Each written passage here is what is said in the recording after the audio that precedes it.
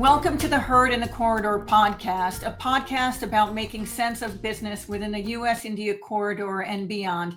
I'm your host, Angela Chitkara. Joining me today are three unique individuals who spend their time thinking about the future of humanity. We have entered into the fourth industrial revolution, preceded by the third industrial revolution, known as the information age, where information technologies led the way. The fourth industrial revolution, a term first introduced by a team of scientists that developed a high-tech strategy for the German government. Former executive chairman of the World Economic Forum, Klaus Schwab, popularized the term at the annual WEF meeting in Davos nearly 10 years ago, and expects this era to be made up of breakthroughs in emerging technologies in areas such as robotics, nanotechnology, quantum computing, and you guessed it, AI. Welcome to the future, and welcome our guests, Maggie Jackson, author of Uncertain, a scientific adventure tale that explores why we should seek uncertainty in time of flux. She spent 7 years reporting and researching. Nominated for a National Book Award, Uncertain is an official selection of the Next Big Idea Club, led by the likes of Adam Grant, Malcolm Gladwell, among others. Dr. Angel Acosta is a leading voice in the field of healing-centered education. As the director of the Garrison Institute's fellowship program, Dr. Acosta bridges the fields of leadership, social justice, and mindfulness. Dr. Acosta is the recipient of a multi-year grant from the Kellogg Foundation for Healing-Centered Education Programming and Projects. And Bob Pearson. Bob is chair of the Next Solutions Group and is a professor at UT Austin and in the U.S. government. He is currently working on his fifth book, The Compass, which will focus on how to navigate AI. Welcome, friends. Thank you. Great to be here. Thank you. So we've entered into a world full of VUCA, volatility, uncertainty, complexity, and ambiguity. In our respective lines of business, we are expected to know the answers or figure out where to find the answers. Today, it was widely accepted to say, I don't know. Critical thinking skills and learning how to problem solve have become even more critical. How are you thinking about uncertainty, and how would you characterize this point in time? How do you view it, positively or negatively? I'd love to start with Maggie. Sure. Wonderful question. I think uncertainty is on everyone's minds these days. Actually, I just looked today, and as a Google search term, uncertainty itself, the word uncertainty is at it is a 5-year high, only outdone in the last 5 years as a popular search term by it was only a more popular search term during the acute phase of COVID. So we're really at a sort of peak popularity of interest and fear and dread and uncertainty. I like to think of uncertainty in two ways. Basically today, expansively and positively, which I think is counter to the way we've approached this concept and this mindset in the past. First of all, much of our focus in the past, even for hundreds of years, has been on probabilistic reasoning and mathematically modeling to gain likelihood, hacking's the taming of chance, to mainly profit from what is unknown, the uncertainty out there. So the focus has been on aleatory uncertainty, what humans can't fully know. And that's important, but very little studied has been epistemic uncertainty. Remarkably, even in the psychology fields, our psychological uncertainty, or in other words, our response to the unknown, has been hardly unpacked explicitly until the last decade or so. So I think it's really important to understand, when we're encountering as humans something new, unexpected, or ambiguous, how does the brain operate? What occurs at that moment? How can we thrive amidst the unknown skillfully. And so that's what my research has been all about. And in a nutshell, in a headline, this kind of uncertainty is basically very highly correlated, or our uncertainty plays a tremendously critical role in curiosity, in adaptability, in resilience, in creativity, which are precisely the cognitive skills we need in a time of change and flux and angst. At a time when studies also show a lot of evidence for what I call a growing allergy for uncertainty, for the unknown and the unsureness it sparks. I think instead we need to understand, to lean in, and to understand the practices and strategies in and around human unsureness. It's an aspect of the human condition which is absolutely critical for thriving, for mental well-being, and for good decision making, again, in times of flux and angst, not in routine, not in unpredictability, but at this moment right now, we need to very much understand uncertainty. And I would say it's no exaggeration to argue that the fate of humanity might rest on this set of skills and our approach to uncertainty. Excellent. Thank you, Maggie. Angel, Dr. Acosta?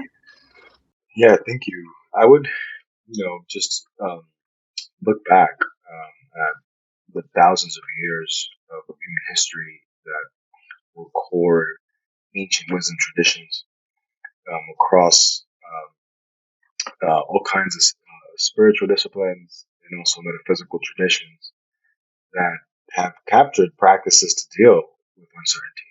So, as much as this moment is acute with the concentration of crises, some scholars calling it the poly crisis, and it is true that with the rise of artificial intelligence, climate change, irregardless of whether you believe in it or not, um, political polarization, rising inequality, continued gender disparity, racial inequality, added to that, and the plethora of other issues, it does feel that the cluster of generations that are alive in this point in time, you could say are in a critical juncture that positions us to feel a lot more uncertainty. At the same time, I think if you look at just the profound wisdom of ancient wisdom traditions, um, they've dealt with uncertainty in a more extended way. And so for me, from a healing centered perspective, is on the one hand, looking back, looking at our traditions, looking at the ways in which we've wrestled with the unknown, the ways we've built rituals and celebrations and festivals. Carnival, the celebration of the flesh, is a form of dancing your way through and celebrating through the vicissitudes and the uncertainty of life. So for me, I'm excited, like Maggie, about this moment in terms of how we expand the research around uncertainty, and with Maggie's help and her book really getting more sophisticated around how it's really an opportunity to expand our sense of self, our sense of the collective, and our skill set with navigating change. So I'm ready and I'm excited. Excellent. Thank you. Thank you, Dr. Acosta. Bob?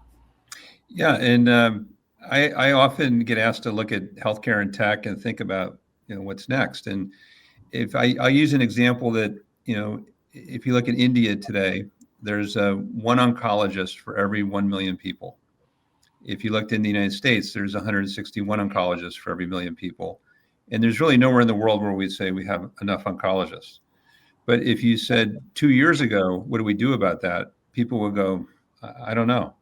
I think we have to work harder.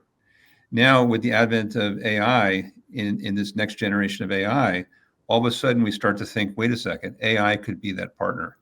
And it could actually, through agentic architecture, pull in clinical trials and treatment algorithms and genetic scans and actually help physicians be more efficient and accurate in what they do. So that's a road that we're on. And if that can help reach more people worldwide, that's awesome. Another example I think of is in the area of climate change. So there's a lot of really good work going on in climate change. And that means that some of the studies will fail and some of the studies will succeed. And so what if we could use AI to actually say, for those that do succeed or fail, we take those learnings and we move them to everyone else who has a similar grant somewhere in the world immediately. So we can then decide how to use resources accurately, and we can actually learn as a world more effectively rather than city by city, country by country, which is really becoming quite old school. The flip side of this is it's also never been a better time to be a bad actor, and which is unfortunate. And so what I think of there is, the way our brains are forming between birth and age 25, the majority of our, our memories and habits and patterns that we're going to carry with us for our life are being formed. So if you're in a part of the world where you're being mis and disinformed, which is most of the world these days, that has an impact that lasts for a long time. It's generational in its impact. And we have to start taking that more seriously, because that creates other uncertainties. We're talking about uncertainty as a big term, but you can also create uncertainties in how people interpret the world based on how they've been told about the world.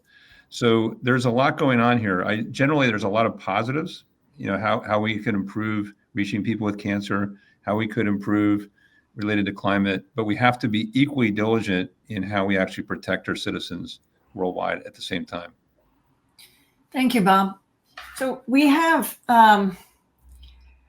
there's so much happening in the world. And it's, where do you even begin? How do we actually start thinking about what steps to take in addressing uncertainty?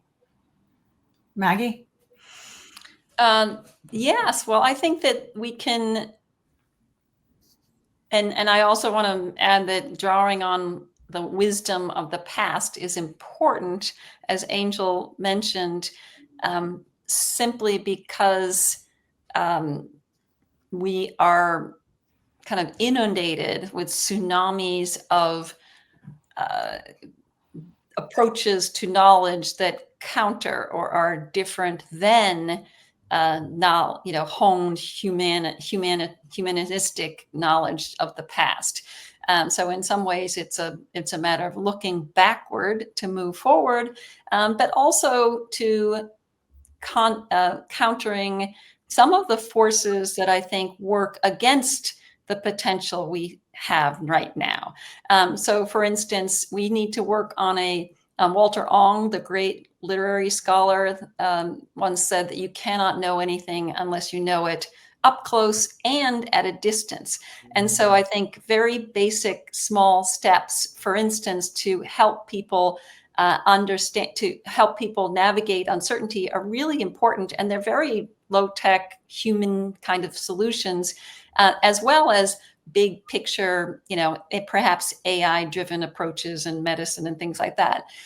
So I really see today, with some exceptions, a growing allergy to uncertainty that is been based, at least on the West, in the developed world, on a veneration of efficiency and on a dependence of devices and technologies that, for all their wonder and their potential, change what it means to know by, funneling people, offering them streams of neat, pat, crisp answers. So some psychologists actually call smartphones certainty-seeking devices.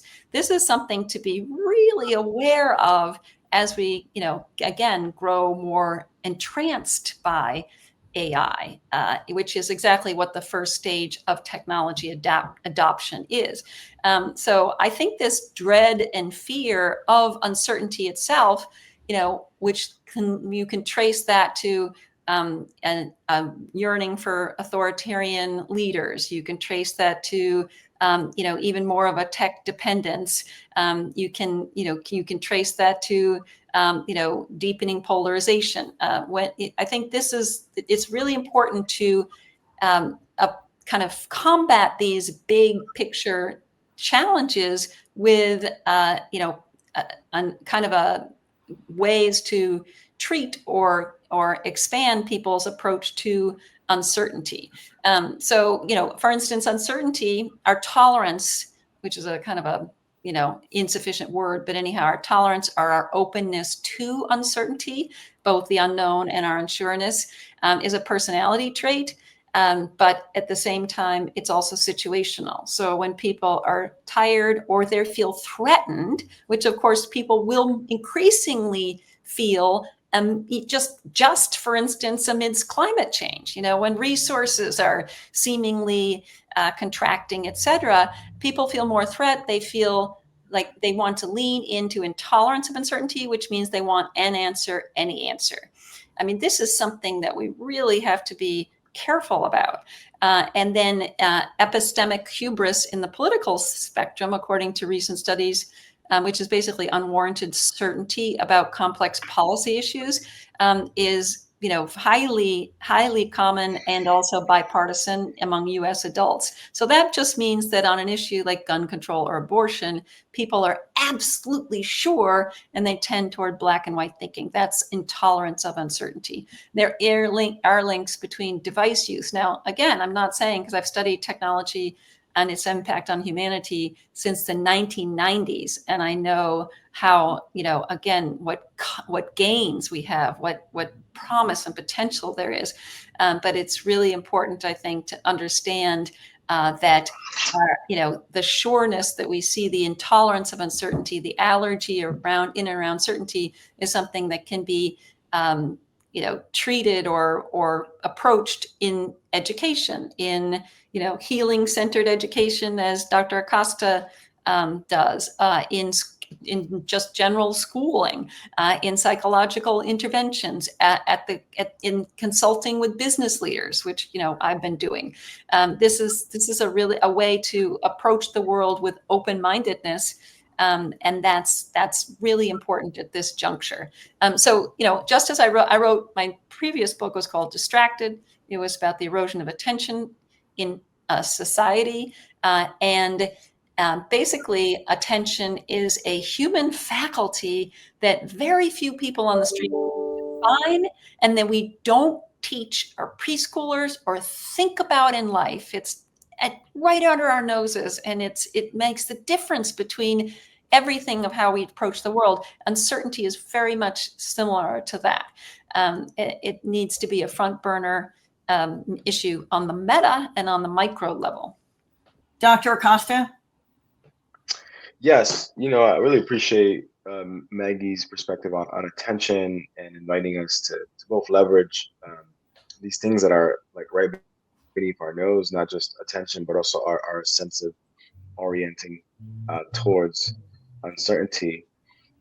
Part of from a healing centered perspective, part of the skill sets that we want to make sure that people have that are connected to navigating this moment are obviously the critical thinking, the conflict resolution, which is a major moment and major issue now, is like learning how to deal with conflict, social emotional learning how to label, interpret your own emotions and those of others, somatic practices. So often we're so obsessed with the mind and cognitive thinking and awareness that we forget that we have this extraordinary body that can do extraordinary thinking. The idea of thinking on your feet is a metaphor, but it's actually a practice. Thinking with your whole body, not just your mind, your heart, your gut. So with somatic practices, people can really sense where their center of intelligence is. Not here. It's the entirety of our being. And I mean, imagine navigating uncertainty when you're not just your ideas and your thoughts are not hemorrhaged, stuck in the upper regions of your body, but rather this entire wonderful entity. So there's something to somatic practices and embodied wisdom that would be useful right now as we navigate. Lastly, is holding paradox.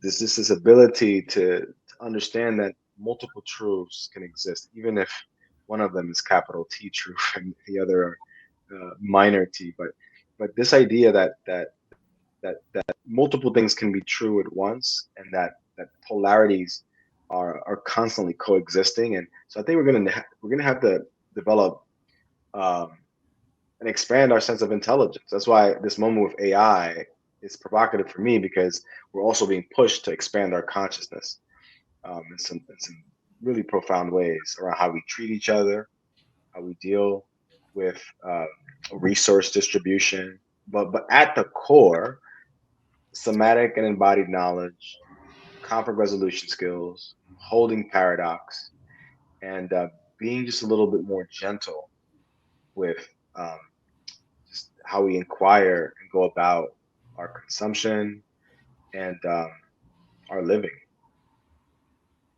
Thank you, Dr. Acosta. Yeah, I think it's one of the most interesting findings in my research about uncertainty, particularly epistemic uncertainty, is that uncertainty is good stress.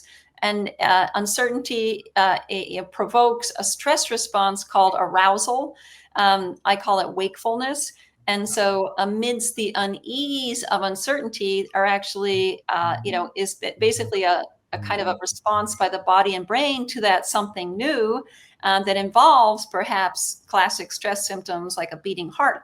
But when you're encountering something new and you're unsure, your working memory is bolstered, your brain becomes more receptive to new data, and your attention sharpens. So this is a full body and brain response that is quite newly, being dissected by science. And what's really powerful for people and liberating is that if they understand uncertainty as a signal that their body and brain are getting ready to learn and ready to perform, instead of a signal that they are, fearful, that it's distinct from fear. It's literally a different system. Then they can, lean into uncertainty instead of retreating from it. Fear shuts us down. We can only react in primitive or kind of, literally react through flight or fight, etc. But the brain is actually less cognitively resourced. So I think that's a real mind-body response, and people at the highest level, like CEOs or middle school students that I've talked to, find that one of the most illuminating, facets of uncertainty. That the unease is a gift. That's fascinating. Thank you, Maggie. Bob? Yeah, so it's interesting. I have a couple of things to add. A great conversation, and imagine walking into a big corporation, which I get the opportunity to do often, and you get questions of where is technology going, or how is media evolving, or it's uncertainty about how the world is evolving, essentially. And one of the things that I always focus on is let's suspend that for a second and say, what is the actual unmet need that you have that you're trying to solve for? What's the problem you're trying to solve for? What's the idea that you have? And focus there, because that's something that you can control and you can articulate. And then we can add in all the other stuff. And when people do that, it gets their brains to slow down enough to think through what's there. So I go to an example. I continue to spend a lot of time supporting mental health, have for many years. And when you get into mental health, you think, okay, sometimes it's like, if we slow down enough, what's obvious? Well, what's obvious is we have eyes, which are very informative if we utilize them correctly. And we have this, what Maggie called, I love this, a certainty seeking device that's with us at all times, which I used to call the mobile phone until today.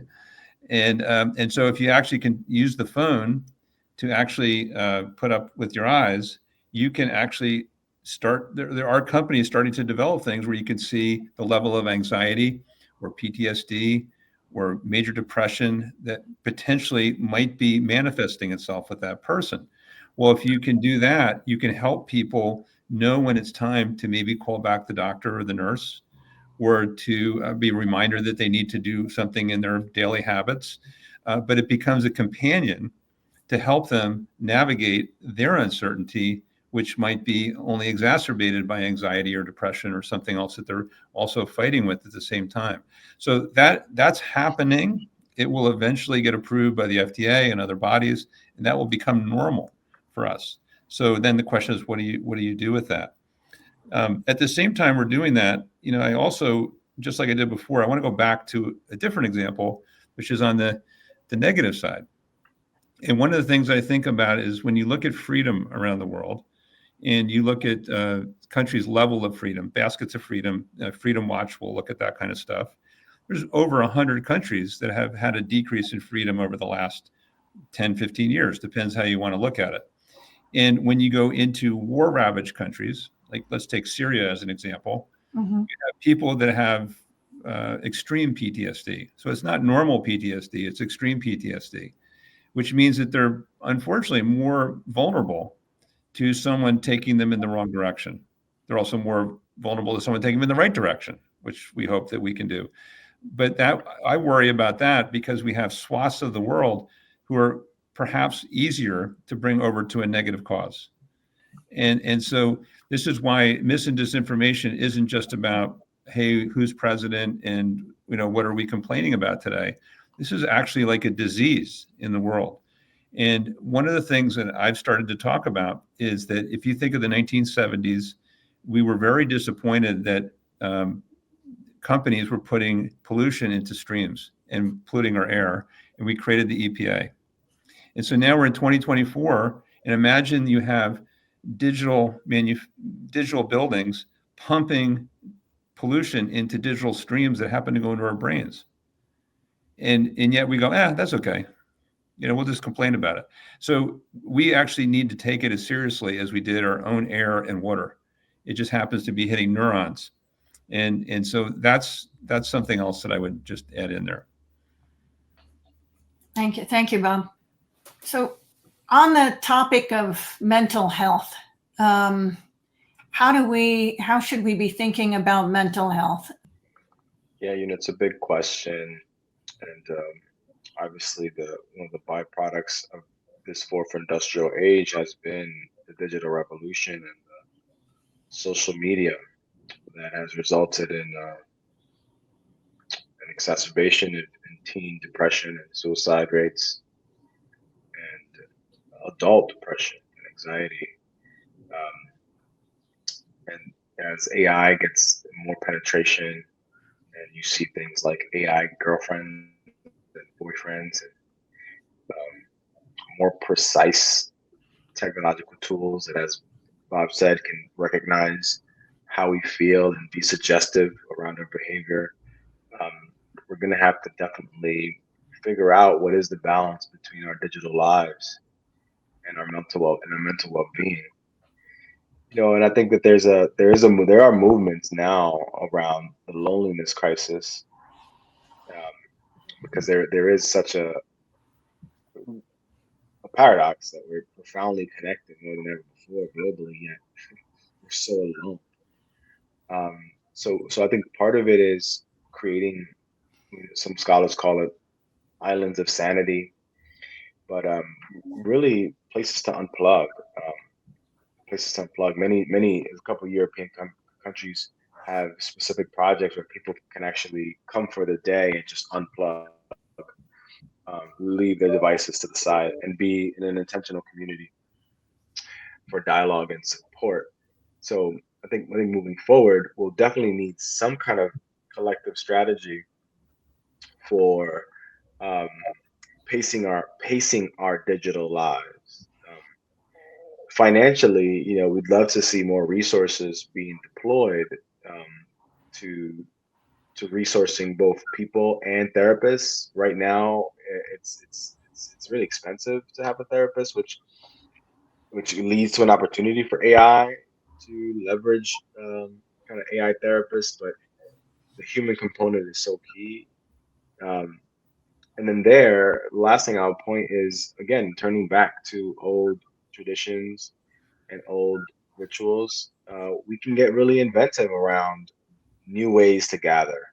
Like, what are new carnivals? What are new festivals? What are new rituals that we can form that are not just anchored on regular holidays, that sometimes have a religious connotation, but we're going to have to create, on the one hand, new rites of passage for people, and also new ways of communing and gathering that are antidotes to anxiety and depression, in addition to supporting the medical system with more resources to support therapeutically people who need who need the most help. Thank you, Dr. Acosta. I just want to ask a follow-up question, and I want to ask Bob this question. What advice are you giving, your clients in aligning, their words with their actions at this time and preserving the mental health of and well-being of their employees? So I think it's a good question. It's a question that doesn't have one answer and that's it. I do think that we need to continue to evolve what corporate social responsibility means. I used the example earlier about how do we actually protect our own employees from mis and disinformation, and that's important. I do think that at the corporate level, I'm seeing some, I guess you would call them transparency reports that are showing what companies decide to report on. And I think that's awesome because, we always focus on what is being said, but we also don't always focus on what wasn't done. And so by it's kind of like censorship. Like if it's not there, we tend to think it's not there, but it got censored. But if a company is choosing not to report on certain things, they're giving up an obligation to inform. And I think we can do a better job of putting a little pressure there. So I think those things matter. On DEI, I wouldn't pretend to be an expert overall, so I wouldn't want to try to give us a strong opinion on that. I do have a couple other things on mental health that I'd like to add. Please go ahead. I think, if we were just talking before about mental health and take suicide prevention. This is the kind of thing, and I do think this leads to companies too. Inflection AI is one of the gifts of AI, where you have something that has search, but it also has memory, and it also talks conversationally.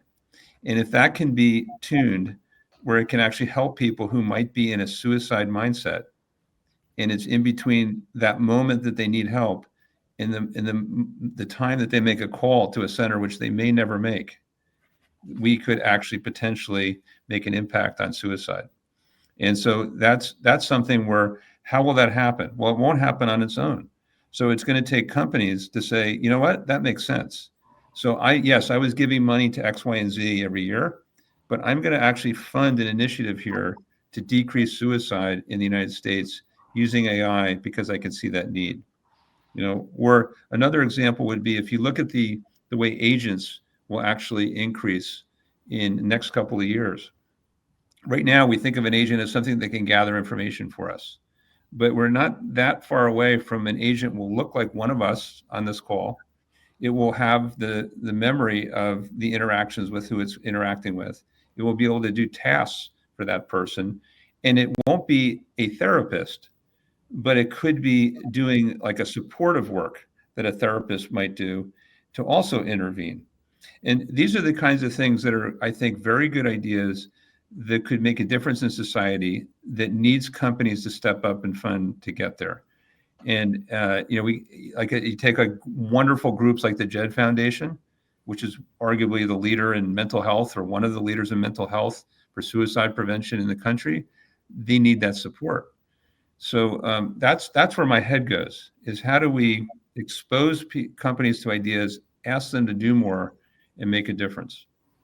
Okay, excellent. I want to pose this question to Maggie and Dr. Acosta. You also provide counsel to your clients, and so what sort of problems are you trying to solve for your clients? What are you helping them work through? Yeah, I lead the Acosta Institute, and part of what we're trying to do is unleash the power of healing-centered practices and research to build capacity within organizations. So, we do a lot of work around conflict resolution, DEI, diversity, equity, and inclusion, coaching with CEOs to helping them kind of navigate just difficult times, creating a container for them to think very spaciously around what to do next. We also host summits and conferences at the intersection of education, business, and technology. Okay, so is there an example that you can share with us of a problem, that one of your clients is maybe Yeah, I responsible? mean during the post George Floyd, and that difficult um, moment where law enforcement was faced with handling such a delicate life, and um, the incredible difficulty of creating space within organizations to have conversations around justice. Even though right now DEI has been somewhat politicized and people are kind of um, taking back their commitments, but at the time we spent a lot of time with a lot of Fortune 500 companies going into ERGs, going into executive boardrooms, and facilitating very delicate conversations around their commitments around this stuff. How to talk about difference, how to talk about race, how to talk about differences across identities. So just really developing the skill sets to navigate delicate conversations around those matters. That was one of our main points of expertise. Thank you, Dr. Acosta. And I know that with I just read today about ERGs in an industry publication that many organizations are planning on keeping those ERGs in Hmm. place. So thank you for that. Maggie? Yeah, no, I'd like to address the role of technology in our lives as a potential tool for improving mental well-being, at the same time as it is not the definite cause, but a definite cause of mental health challenges for so many people. It's one piece of the puzzle. But I think I did a lot of research and work on ethics, the ethics of robot caregiving. And one of the first really important, I think, notions we should keep in mind is that we're basically in our use of technology with vulnerable populations, or I'll put this another way, vulnerable populations are the subject of huge social experiments when it comes to technologies, particularly around about caregiving. So we give teddy bears that are basically surveillance um, toys to children in hospitals. We give robot pets to people in nursing homes when they're lonely. 100 million of these have been sold, robotic pets. Um, there are little robots that help people take their medicine, and all of that has a benefit. But because humans are so entranced with the slightest movement or the slightest sign of intelligence, and because we have such imaginative capabilities, we see much more and try to relate much more to a machine or a device or a model, AI generated robot, than it is capable of reciprocating. This is really dangerous right now in our society. Just on one level alone, much of the tools and robots and models, et cetera, that are used for caregiving with elderly people have not been, the designers have not um, asked the elderly people what they need or want. This is a huge gap.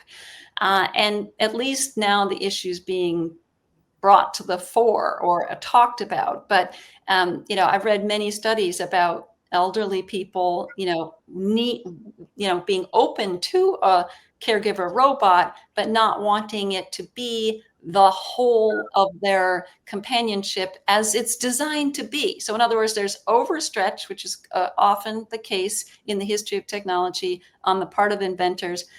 There can be a back and forth on the part of users, obviously, which is really important. But it's really important to retain, the human rights here of the vulnerable populations. The second thing I'd say is that when we do use devices since the 19th century and onwards, something called automation bias is very, very strong when humans are interacting with machines. And what that means is whether it's the pilot in the airplane or the person on the factory floor or the kid with the the tutor doing their homework is that people get complacent really quickly. They they allow the machine to kind of take over the thinking. I don't have perfect answers, but I think it's, again, something that we really need to teach, do far better job at teaching what some of the limits of these technologies are. And also, I'm not anti-tech firms. The great backlash I think of a few years ago was a little overstretch, but we, again, have to be really careful to keep these issues on that. And the last thing I'd add is that in terms of the cognitive science and the study of the mind, we in the population are still using metaphors and sort of tools for understanding the mind that are very out of date. Basically, the idea that the mind is a machine, that your memory is a file, that you can be programmed X. I mean, it permeates our language, and it doesn't do us any justice because it lends itself to having a lower faith in the human mind and to the degradation of, in other words, we've venerated a certain type of intelligence, rationalist, very narrow, goal-oriented, efficiency, linear.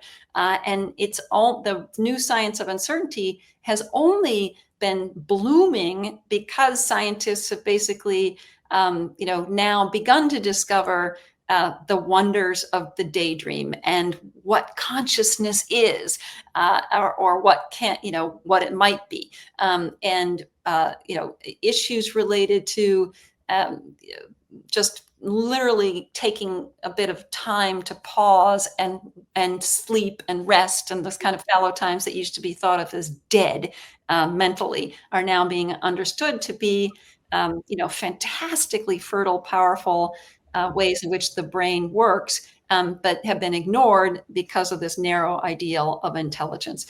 So I think watching our language is another important part of the ethics of moving forward with AI that actually works for us, not not the opposite. It's fascinating. It makes me think about the time that we spent, during the pandemic. For many people, it was an opportunity for reflection, and thinking. So thank you for that. As we think about AI, how should we be thinking about reskilling in society, in our local communities? Bob? I live in Austin, Texas, and a good example of this is happening right at Austin Community College. So I do think universities are smart enough to retool, but it's community colleges that I think can play a role in helping people learn software, become early stage software programmers a little bit quicker. You don't have to have a full college degree to do that. In fact, you could argue that it's not relevant for some of these jobs. So to see that happening is great. I think that gives another group of people an opportunity to succeed in the future that couldn't get into college, couldn't afford college, and now they have that option. So that is one thing I'm seeing. The other thing is I think we need to spend more time thinking through how we do reach software programmers who ultimately build all this stuff that leads to this kind of discussion. And, depending on how you look at it, there's 27 million software engineers around the world, probably more. But we need to actually say, okay, in the C++ community or the Ruby on Rails community, how do we reach people? What are they learning?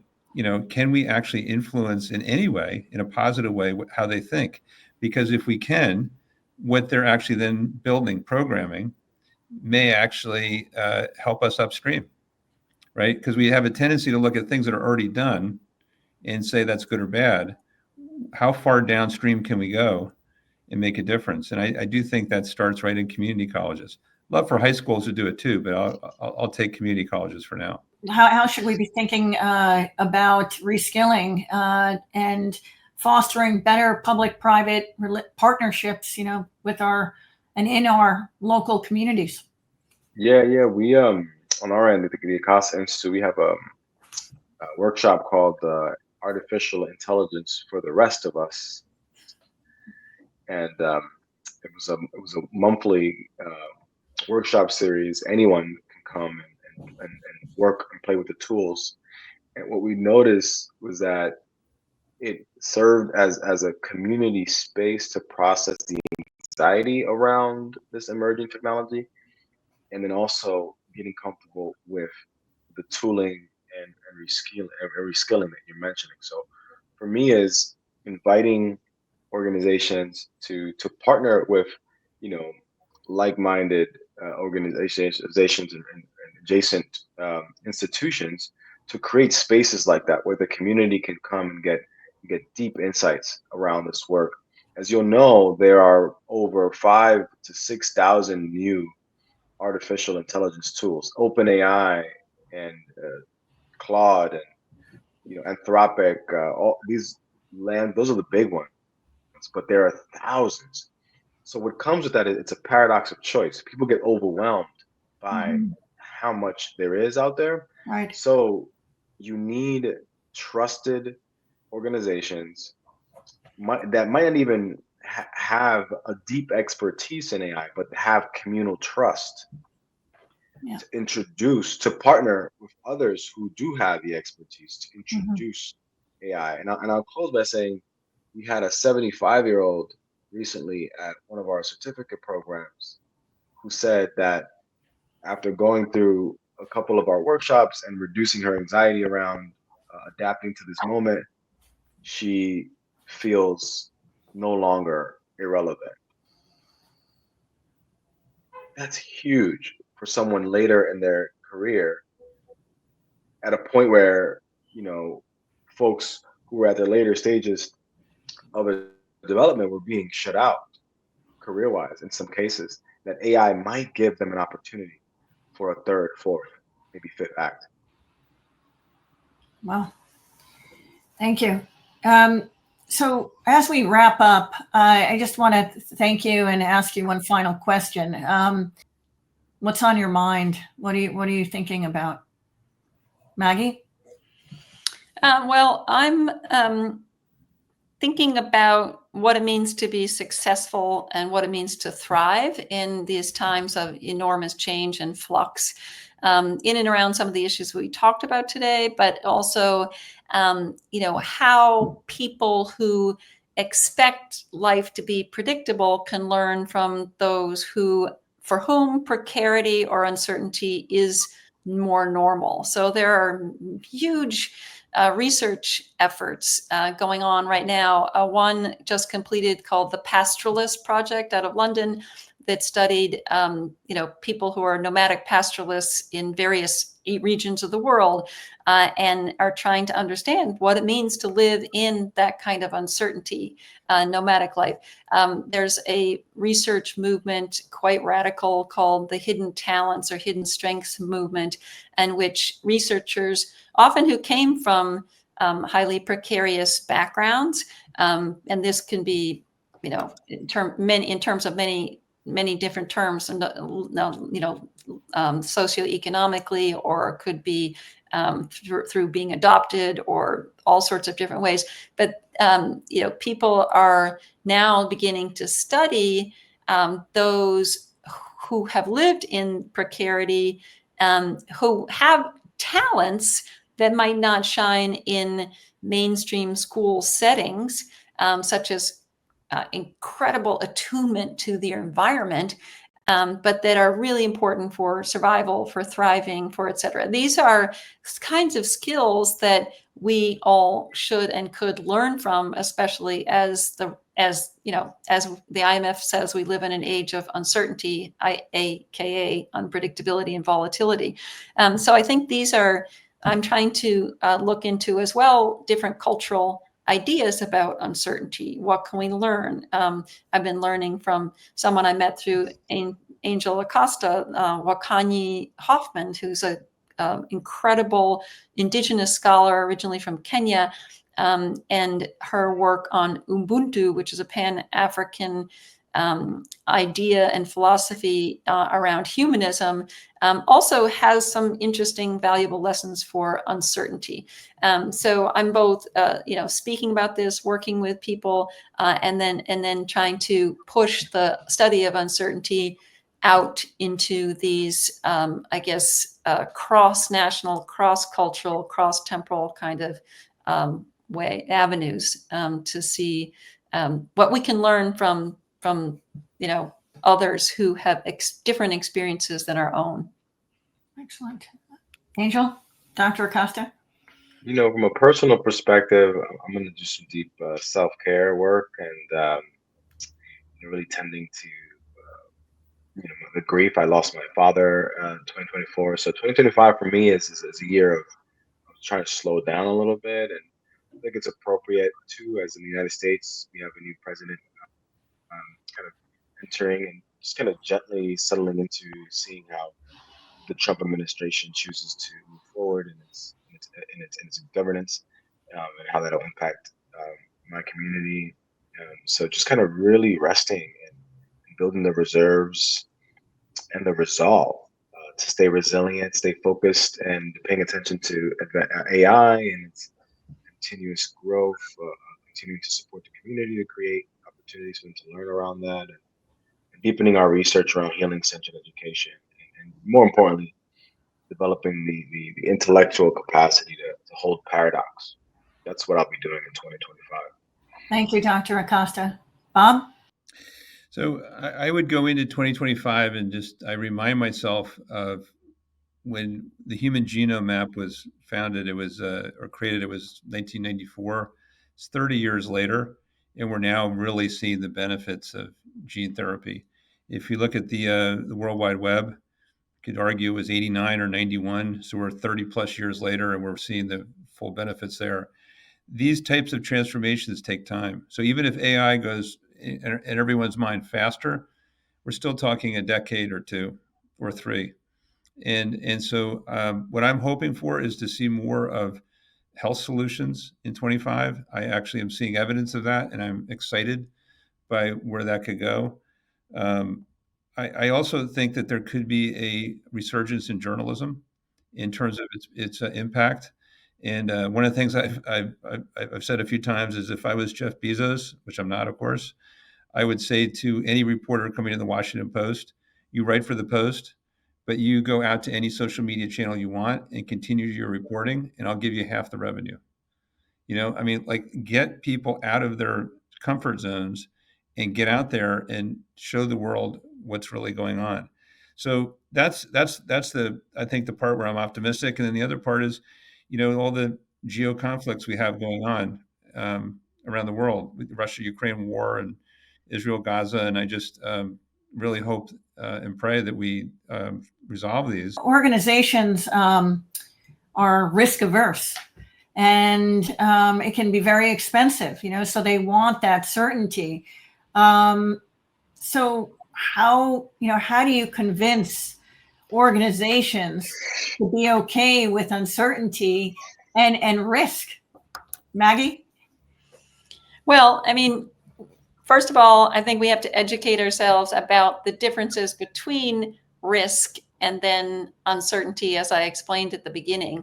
Right. I think it's, those are two different things. So education about what uncertainty is really important. And then we can put our energies in the right direction.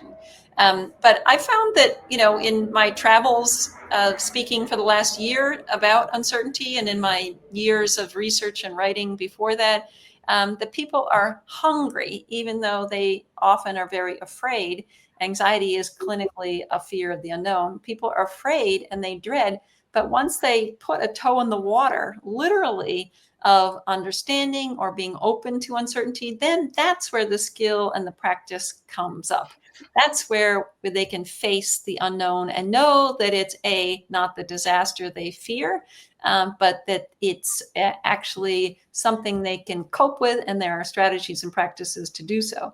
And uncertainty is literally a reality check. It's a signal that, as in one scientist called, there's a sense of unusualness. And what could be more wonderful than that? I mean, that's just what life is.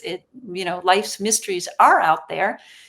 If we're open to them, and it won't always be comfortable, it'll always be challenging. But on the other hand, we can move forward and then be, creatures not of fear, but of awe, wonder, and also love for one another, far, far more so than if we hide and dread the unknowns all around us in our own, within us as well. Thank you. So this is wonderful. So congratulations on your book, Uncertain, the wisdom and wonder of being unsure. Thank Thank you. you. Such a pleasure. Maggie Jackson, Dr. Angel Acosta, Bob Pearson. It was such a pleasure of engaging on this important, thoughtful, discussion. So I appreciate your contributions. Have a happy and healthy holiday season. Thank Thank you. you for having us. Thank you. I learned so much. Thank you.